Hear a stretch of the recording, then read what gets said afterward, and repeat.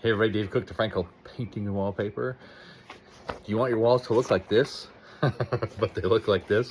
We're gonna do a video on some fixing drywall repairs. So stay tuned, buckle in, and we're gonna show you some practices on what we do and what you can do if you wanna do it yourself. So let's start with a couple common drywall issues. Corner bead cracking. For whatever happened, it took a hit. I was working on a door, so I slammed it while I was trying to make the door fit, so that broke. A lot of reasons these pop off, but these are one of the biggest things that we see in homes when we're painting is fixing these drywall beads.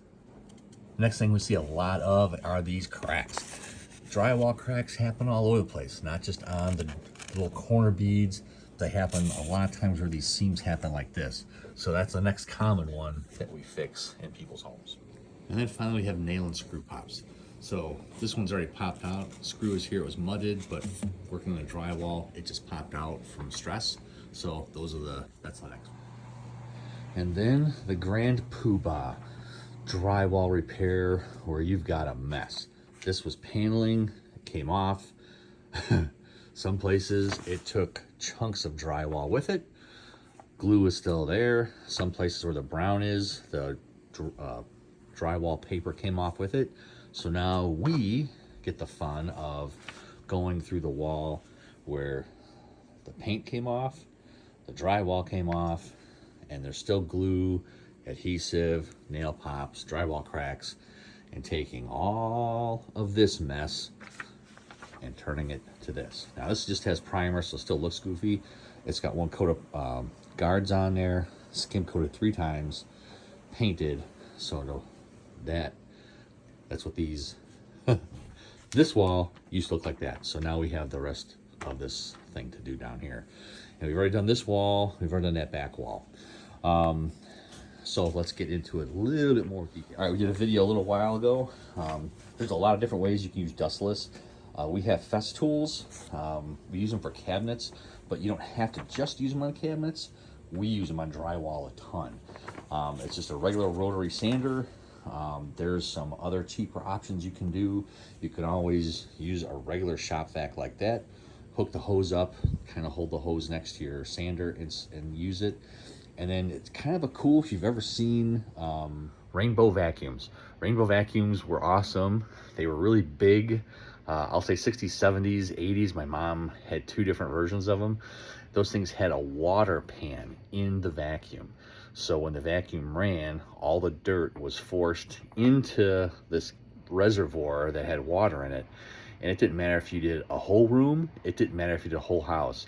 It could take one bedroom, and when you were done vacuuming that one bedroom, that water was black. It was so disgusting from all the dust that went in there. And Home Depot actually has a mini version of that.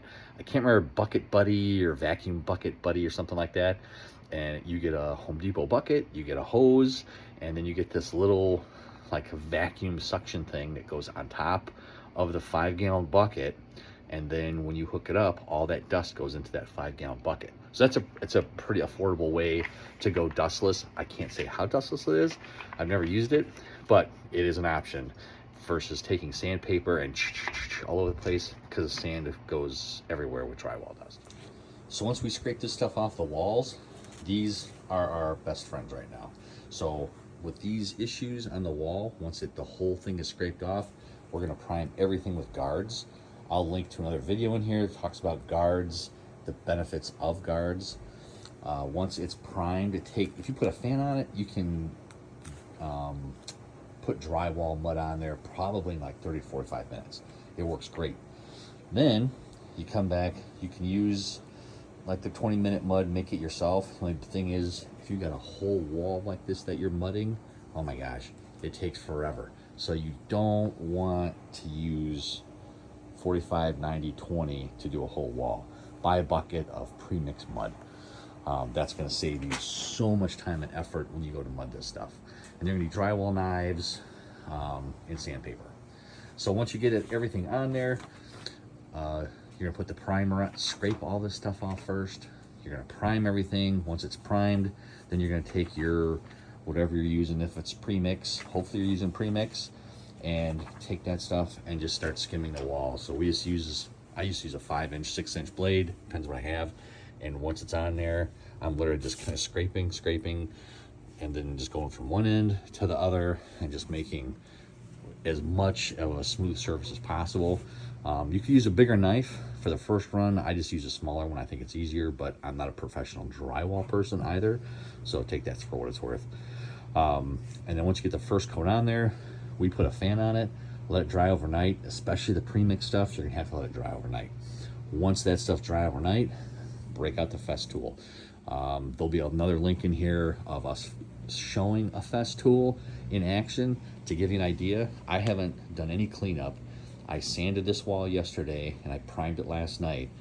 That is the dust that was left on the floor. That's it. There was no dust in the air.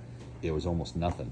And let's find, this was sitting here and there's the dust that's on it. It's almost nothing.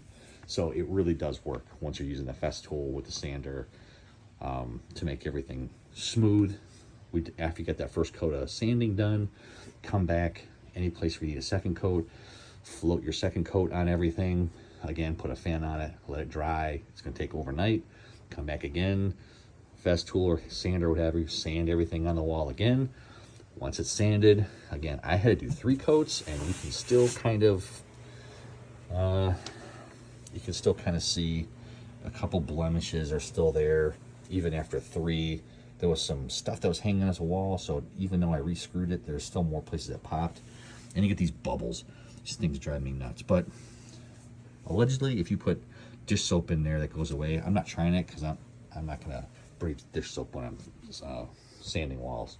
Anyway, 3rd coat, get it on there. By that time, your wall should be pretty good. Again, you're sanding. I'm just using 220 grit sandpaper, so I'm not making a lot of scratching in the wall. Then once that's done, then you get to have the fun and joy of primer. I still like guards for this purpose. The other thing you could do is Draw Tite. Draw Tite isn't available everywhere, but it is another penetrating problem surface primer. The Draw Tite actually was the inventor of it. Guards kind of copied that. Roman kind of copied both of them. Roman 977 is a wallpaper primer. But Guards is more available, especially here in the Midwest. Every Menards has it, and every JC Licht has it. Prime it again. Once that's primed, I use the clear again because I want that wall sealed, hard, and ready for paint. And that gets me a nice, smooth surface. Best thing about using Guards, I can take masking tape, or where those bubbles are. If I take masking tape, blue tape, and I put tape on there, when I pull it off, it's not gonna pull the paint and surface off of this. It's just gonna take the tape off. If you use the wrong primer and you put tape on there, it'll rip the primer and it'll rip the drywall off of there every single time. So simple I shouldn't say simple, but for the most part, that's how we're doing big walls like this. If we're doing corner beads, we're just getting a razor knife and we're cutting those corners out. I'm gonna re-screw those things in the corners to make sure that they're sound, and then go back and put multiple layers.